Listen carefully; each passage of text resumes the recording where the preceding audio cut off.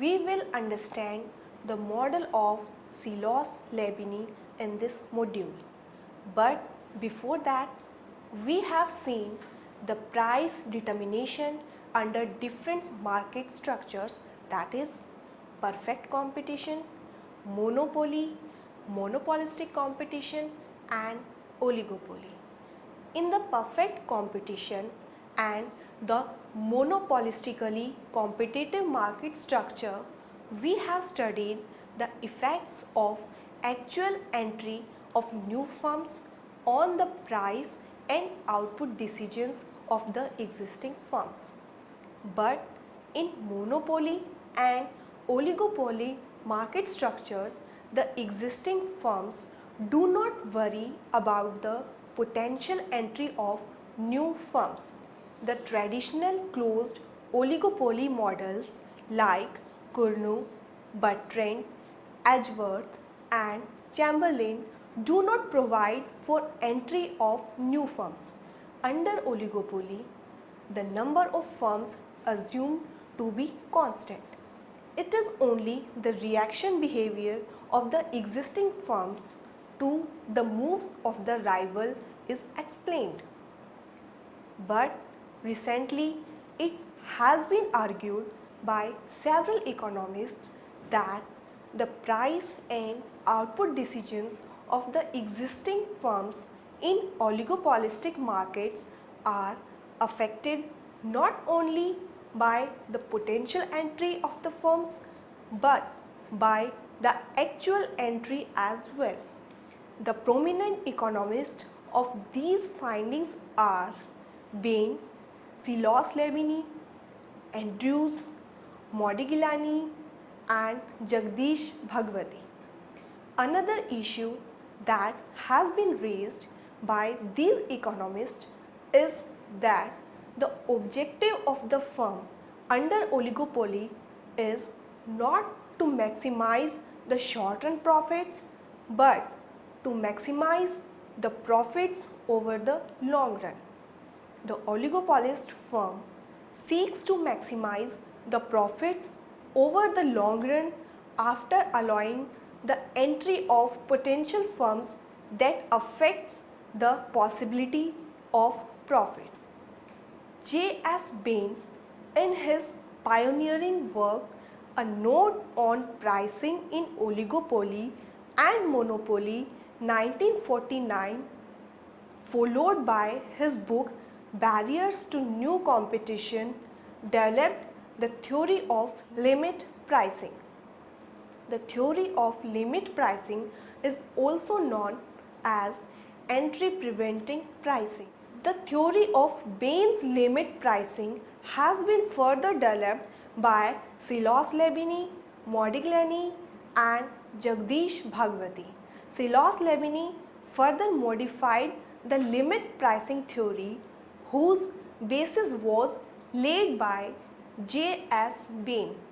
According to him, limit pricing laid special emphasis on the economies of scale barriers to entry of potential firms. His analysis of his economies of scale barriers to entry more thorough than that of Bain. He also propounded a postulate about the behavior pattern of established firms as well as the potential firms, and it is known as Sylos postulate. Let us study the Sylos Labini theory of limit pricing in detail. After studying this module, you shall be able to know the concept of limit pricing, know the concept of Sylos postulate, understand how Sylos model is different from Bain model of limit pricing. Sylos Labini laid special emphasis on the economies of scale barriers to entry of potential firms. He assumed a given market demand curve with unitary price elasticity of demand. The products produced by the firms are homogeneous and is being sold by few firms with a price leader firm. He also assumed that three different sizes of plant size are available with which various firms are producing product. The different types of plant size that are available are small, medium and large size. The small plant is available with a capacity of 100 units of output. A medium-sized plant with a capacity of 1000 units of output. A large-sized plant with a capacity of 8000 units of output. Each firm can expand by multiples of its initial plant size only. The small firm can expand by installing another small size plant. A medium firm may expand by setting up a second medium sized plant, and so on. The economies of scale accrues as a size of the plant increases. It is assumed that the nature of technology is rigid. The continuous long-run average cost curve cannot be drawn. The long-run average cost curve would be straight-line curves. We have three cost lines corresponding to the three plant size, and larger the plant size, the lower the long run average cost. The most important feature of the Sylos Labini model is the existence of price leader firm. The price leader firm is the most efficient firm with lowest average cost of production. The price is set by the price leader, who is the largest firm. Except price leader firm, all other firms are so small that they cannot affect the price. That is, they are price takers and not price makers. However, collectively, small firms may put pressure on the leader by regulating their output. The price leader firm sets a price that is acceptable to all the small firms in the industry, but the price that is set by the leader firm must be low enough to prevent entry of the new firms. The leader is fully aware about the cost structure of all plant sizes and the market demand for the product. Sylos Labini also assumed that the entrant is assumed to come into the industry with the smallest plant size. The established firms and the potential firms behave according to what Modigliani called the Sylos postulate. He made an important behavioral assumption concerning the expectation of the established firms and the potential entrants.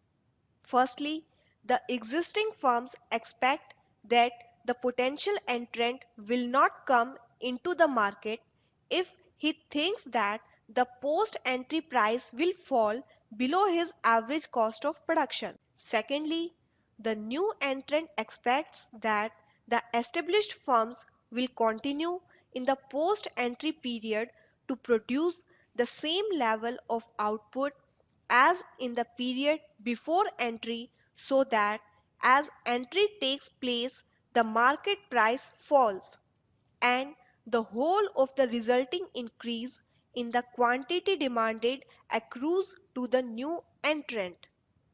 Clearly, this is the same as Bain's model. Sylos has not given any reason for his behavioral pattern. We will now see how limit price is determined under Sylos model. Sylos assumed that there is a normal rate of profit which must be earned by the firms in order to remain in business in the industry. The minimum acceptable price must be enough to cover average total cost and the normal rate of profits. the minimum acceptable price is set according to full cost pricing rule. Thus, the minimum acceptable price can be written as PI ATC is a function of 1 plus R, where PI is the minimum acceptable price to the firm with its plant size. ATC is the average total cost of ith plant size. R is the normal rate of profits of firm. Let us explain it with the help of a diagram. In the figure, quantity is measured on x-axis and price on y-axis. DD is the market demand curve. AC1 is the average cost curve of the large size plant. AC2 is the average cost curve of the medium size plant. And AC3 is the average cost curve of the small size plant. The output OQ is the level of output with the minimum average cost of the small size plant. We have seen above that if a new firm has to enter the industry, then it should set up the smallest size plant. So a new firm enters in the industry with this small size plant with average cost equal to AC3. The price leader firm is the most efficient firm with lowest average cost of production. The price leader firm sets a price that is acceptable to all the small firms in the industry, but the price that is set by the leader firm must be low enough to prevent entry of new firms. Here, the most efficient firm has the lowest average cost, AC1. Sylos assumed that the price leader firm does not think it profitable to compete with the smaller firms, and when setting price, he ensures that the least efficient firm with the smaller plant size continues to make normal profits. So, accordingly, the price leader firm will set price above average cost AC3, which is the average cost of the least efficient firm. The price that is set by the price leader firm must be such that it prevents the entry of new firm in the industry. The quantity demanded at price OP3, which is the average cost of the least efficient firm, is OQ2. Given that the new firm can enter the industry with a plant size with productive capacity equal to OQS, then QL is equal to OQ2 minus OQS, provides us the quantity of output corresponding to which price will be set. The quantity of output OQL can be sold at price OPL.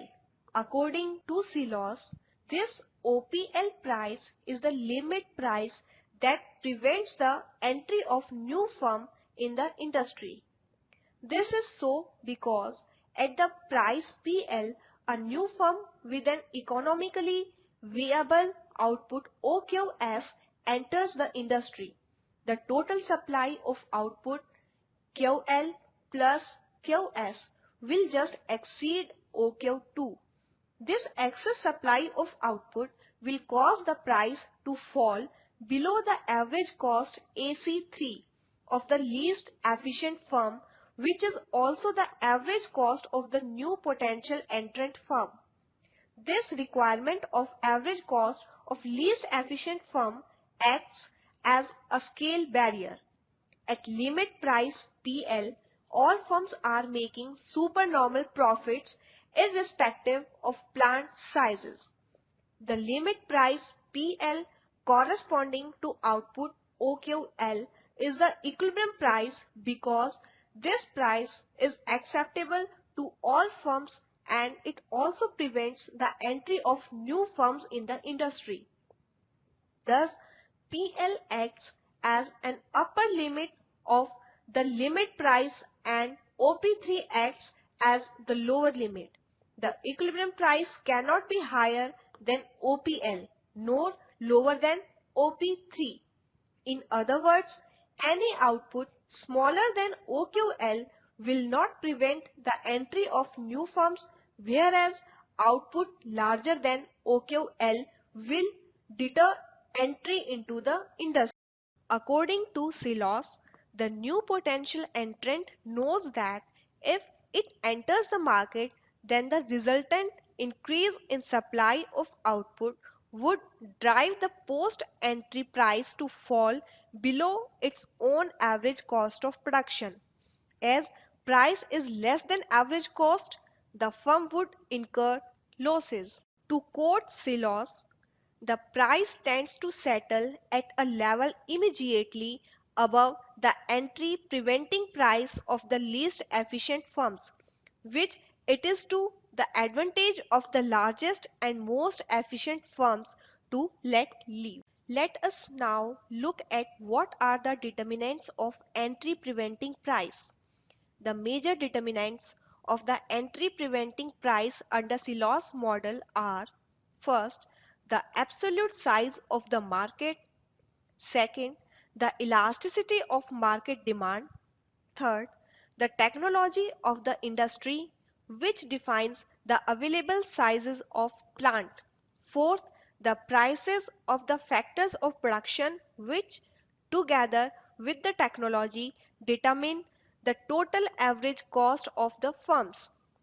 Let us study them in detail. The relationship between limit price and the absolute size of the market is negative. The greater the market size, the lower the entry prevention price, or lesser the market size, higher is the entry preventing price. If there is an increase in demand, then the demand curve would shift to the right. The effect of this increased demand on the price and the structure of the industry depends on the size and the rate of increase.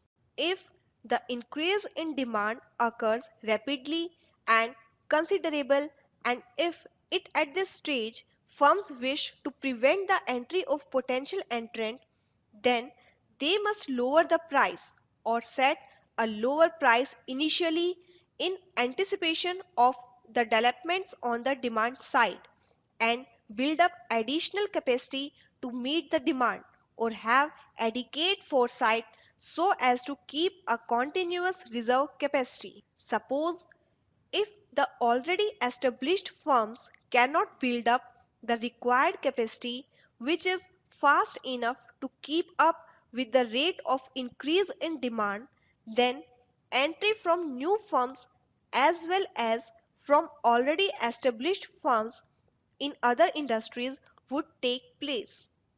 This occurs because of abnormal profits earned by existing firms as price is more than average cost. If we suppose relax the restrictive assumption that the potential entrant will enter with the smallest optimal plant size, and accept that large firms from other industries somehow manage to enter at a lower average cost, then some or all of the small firms will be eliminated and price would fall down. As a result, the entire profit drives down to zero because now price is no longer more than average cost of production. Thus, increase in the absolute market size will tend to reduce the price and increase the average plant size in the industry, unless the existing firms can keep their shares constant by keeping continuously adequate reserve capacity. This policy may be very costly. Thus, in fast expanding industries, entry is almost certain to occur and price will be reduced. On the other hand, if the growth of increase in demand is slow, then the established firms would be able to meet the increased demand by appropriate reserve capacity and gradual new investment, and the price will not be reduced unless new techniques with lower cost can be adopted for the larger scales of output to which the established firms are gradually led. Moving on to the elasticity of market demand. The relationship between elasticity of market demand and the limit price is negative. The more elastic the market demand, the lower the price that established firms can charge without attracting entry, and vice versa. Suppose there is a considerable increase in the elasticity of demand due to any price reductions, and if the firms are able to identify this change in the elasticity of demand, then the effects of this change in elasticity on price and on market structure are the same as in the case of a shift in the market demand curve. Practically, it is very difficult to detect the changes in the elasticity of market demand, and established firms would not plan ahead on such uncertain changes in the elasticity of market demand. Thus, if elasticity of market demand change substantially, then established firms in other industries would enter into the market, since the existing firms will not be able to cope with such change, and the price would ultimately fall. Next, we have technology and technical change. The technology determines the minimum viable plant size. The larger the minimum viable plant size, the higher will be the limit price. Thus, there is a positive relation between the minimum viable plant and the premium included in the limit price. Technical progress is defined as improvement in technology. Technical progress benefits all plant sizes, small, medium, or large. It results in fall in average cost, and price would decrease. If technical progress is such that only large firms have access to it, then the limit price would not change. The large firms would have larger profits, but under the assumptions of Sylos model, the price need not change. If technical progress is associated with product innovation rather than process innovation, then the price in the market would not be affected. One should expect an intensification of non-price competition, as all firms in the industry will attempt to imitate the innovation. The prices of factor of production play an important role in determining the limit price. Any change in the factor prices affects all the firms in the industry in the same way. Thus, an increase in factor prices will lead to an increase in the costs and the limit price in the industry.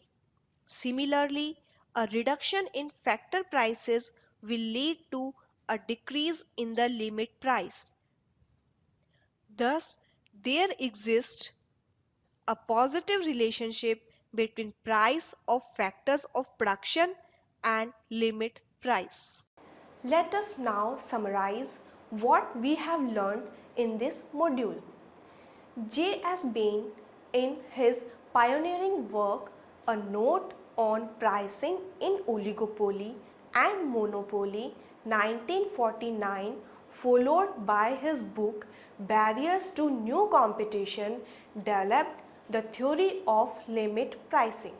The theory of limit pricing is also known as entry preventing pricing. The theory of Bain's limit pricing has been further developed by Sylos Labini, Modigliani, and Jagdish Bhagwati. Sylos Labini further modified the limit pricing theory, whose basis was laid by J.S. Bain. According to him, limit pricing laid special emphasis on the economies of scale barriers to entry of potential firms. His analysis of economies of scale barriers to entry is more thorough than that of Bain. He also propounded a postulate about the behavior pattern of established firms as well as the potential firms, and it is known as Sylos postulate. The most important feature of the Sylos Labini model is the existence of price leader firm. The price leader firm is the most efficient firm with lowest average cost of production. The price is set by the price leader, who is the largest firm. Except price leader firm, all other firms are so small that they cannot affect the price, that is, they are price takers and not price makers. However, collectively, small firms may put pressure on the leader regulating their output. The price leader firm set a price that is acceptable to all the small firms in the industry, but the price that is set by the leader firm must be low enough to prevent entry of new firms. The leader is fully aware about the cost structures of all plant size and the market demand for the product. Sylos Labini also assumed that the entrant is assumed to come into the industry with the smallest plant size. According to Sylos, the new potential entrant knows that if it enters the market, then the resultant increase in supply of output would drive the post-entry price to fall below its own average cost of production. As price is less than average cost, the firm would incur losses.